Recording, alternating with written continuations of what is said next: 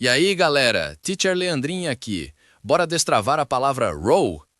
Pensa no seu papel num filme, num jogo ou no trabalho. Essa é a sua roll. É uma palavra super versátil e a gente vai masterizar ela hoje. Let's do this. Roll. Roll.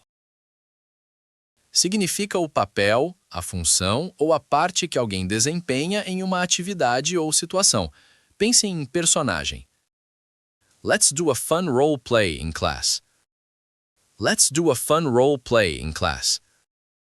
Role play is a great way to practice.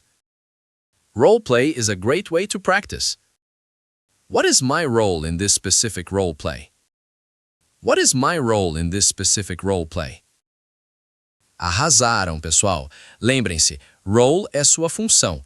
A atividade de praticar essa função se chama role play.